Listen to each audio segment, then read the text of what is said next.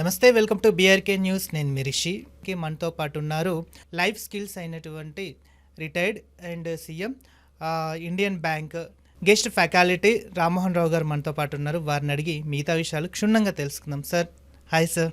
Hi అమ్మా. నమస్తే sir. Rishi, how are you? Fine sir. ఎలా ఉన్నారు? బాగున్నాను. So far so good. ఇందాక మనం పనిష్మెంట్ గురించి మాట్లాడుకుంటున్నాం. అంటే పెనాల్టీ, పనిష్మెంట్. పెనాల్టీ అంటే ఒకసారి పడ్డ తర్వాత దాన్ని డబ్బు పరంగానో మూల్యం పరంగానో ఏదో ఒకటి చెల్లించుకుంటాం.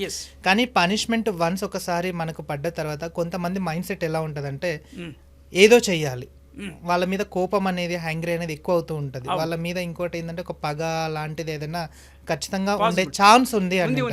అలాంటి వాళ్ళకి మీరు ఇచ్చే సజెషన్స్ ఏంటి? ఇప్పుడు మీరు పెనాల్టీ అన్నారు కాబట్టి పెనాల్టీ విషయానికి వస్తే చిన్న చిన్న పెనాల్టీస్. ఎగ్జామినేషన్ ఫీజుకి లాస్ట్ డేట్ ఉంది. అవును. లాస్ట్ డే వరకు నిద్రపోతారు. అయ్యో లాస్ట్ డేట్ నిన్న అయిపోయింది, ఇంకో 10 days టైం ఇస్తాడు penal ఫీజుతోని.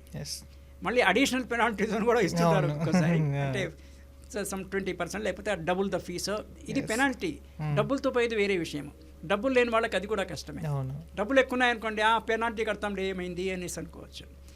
When it comes to punishment, ఒకసారి పనిష్మెంట్ తీసుకున్నప్పుడు మనము తార్కికంగా లాజికల్ థింకింగ్ ఉండాలి. నేను తప్పు చేశానా లేదా, తప్పు చేస్తే శిక్ష ఇవ్వడం ఇది సబబే కదా అని హే టు నలిఫై ఇట్. తప్పు చేశాను, శిక్ష అయింది, నేను మళ్ళీ విల్ నాట్ రిపీట్ దిస్. అంటే ఈ తప్పు చేయ ఇంకో తప్పు చేస్తాను కాదు, ఏ తప్పు చేయనే సెన్స్కి రావాలి. నౌ ఒక్కొక్కసారి విధి వల్ల మనం తప్పు చేయకపోయినా మనకి శిక్ష పడే అవకాశం ఉండవచ్చు. దాన్ని మనం దైవానికి అప్పచెప్పాలి. అంటే whatever God you believe it, గాడనే అక్కర్లా, వాట్ వి సే ప్రకృతికి అప్పచెప్పి విధి అంటాం మనం. విధికి చెప్పి ఏమో జరిగింది, ఏదో ఇంటింది కదా, లీవ్ ఇట్. అంటే పాస్ట్ని, అనవసరమైన పాస్ట్ని you should not bring it to the present. That is another thing we should think. అంటే you have to start the day afresh without carrying the bad past to today. Good past is required. దాంతోనే మన present నడుస్తుంటుంది. కానీ బ్యాడ్ని మట్టుకు తుడిచేసే తెలివి ఉండాలి. అందుకని pen, pencil, eraser మూడు ఉండాలి. మూడు ఉండాలి. ఎందుకు? ఎరేజ్ చెయ్యనివి పెన్లో రాసుకోవాలి. అవును. ఎరేజ్ చేయాలనుకున్నవి పెన్సిల్లో రాసుకోవాలి. పెన్సిల్లో రాసిన తర్వాత ఇది పర్మనెంట్గా ఉండాలి, మంచిదైతే you ink it, otherwise you erase it. So this is another concept. మీతో మాట్లాడుతున్నప్పుడు ఆ కాన్సెప్ట్ వచ్చింది. Pen, paper, pencil, eraser. It's very good concept. Because ఏంటంటే నిత్యం మనం దీన్ని వాడుతూ ఉంటాము, పైగా దీని మీద మన లైఫ్ కూడా డిపెండ్ అయ్యి ఉంది అని అంటే ఇట్స్ నాట్ ఎన్ జోక్.